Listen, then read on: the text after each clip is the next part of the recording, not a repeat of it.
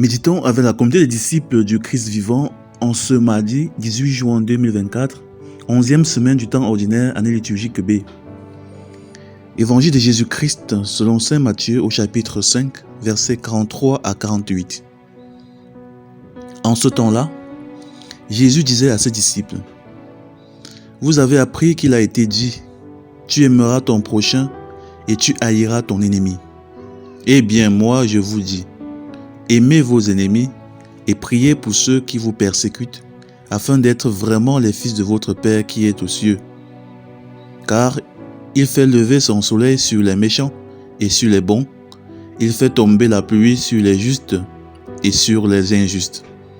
En effet, si vous aimez ceux qui vous aiment, quelle récompense méritez-vous? Les publicains eux-mêmes n'en font-ils pas autant? Et si vous ne saluez que vos frères, que faites-vous d'extraordinaire?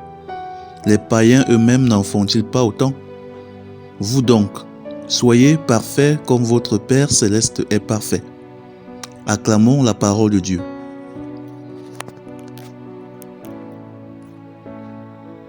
Méditation. Frères et sœurs bien-aimés, que la grâce de notre Seigneur abonde dans chacune de nos vies. Aujourd'hui, le Seigneur Jésus-Christ nous interpelle à faire le pas de plus dans l'amour. Il nous demande d'aimer nos ennemis, de prier pour ceux qui nous persécutent. En effet, Jésus s'adresse à tous les chrétiens aujourd'hui. Il nous invite à aimer davantage que les autres. Notre amour doit être parfait, comme celui de notre Père. Nous devons aimer les justes et les injustes, les bons et les méchants. Pourquoi le Seigneur nous fait-il une telle exigence? Pourquoi devons-nous aimer ceux qui nous veulent du mal? Pourquoi faire du bien à ceux qui ne nous en font pas, qui ne veulent même pas ce même bien pour nous?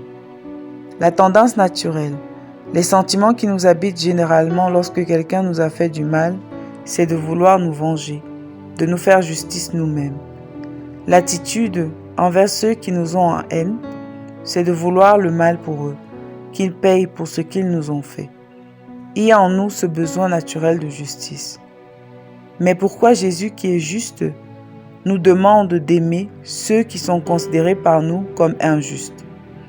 Premièrement, parce qu'il est Dieu et veut que nous ayons en lui la perfection d'amour.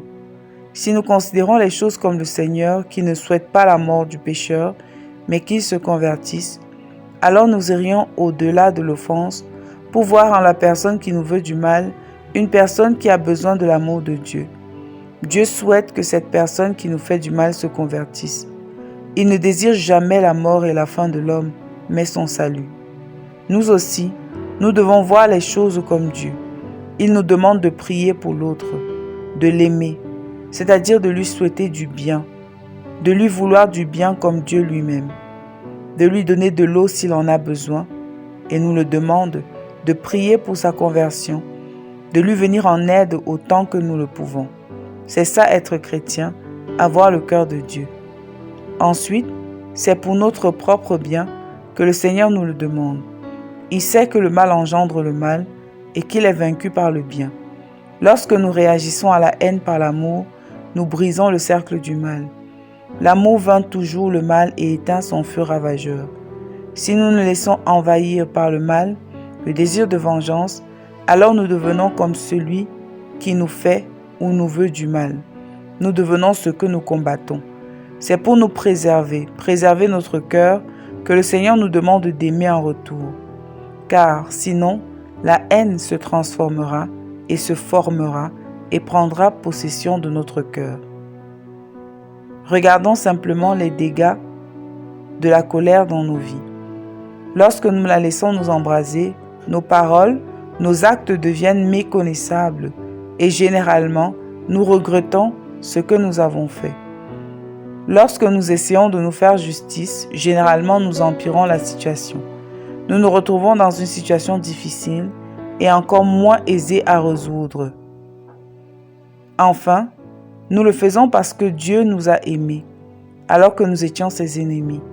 Chacun de nous, par le péché installé en lui, par notre tendance à la rébellion contre Dieu, nous l'offensons continuellement et quotidiennement. Mais lui ne se lasse pas de nous pardonner, de nous faire du bien, de nous vouloir du bien. Pourquoi devrions-nous faire autrement avec les autres? Revenons donc en nous-mêmes. Comment traitons-nous ceux qui nous persécutent, qui nous veulent du mal? Comment traitons-nous ceux qui nous manifestent de l'hostilité? Ripostons-nous par la même attitude ou par une attitude d'amour, de compassion et de miséricorde? Prions.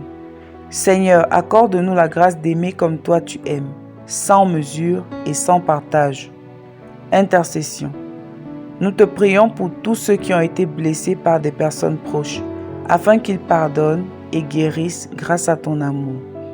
Maman Marie, intercède pour nous. Exercice spirituel.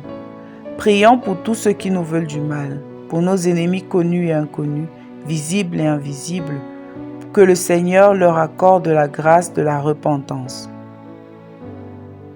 Loué soit Jésus-Christ.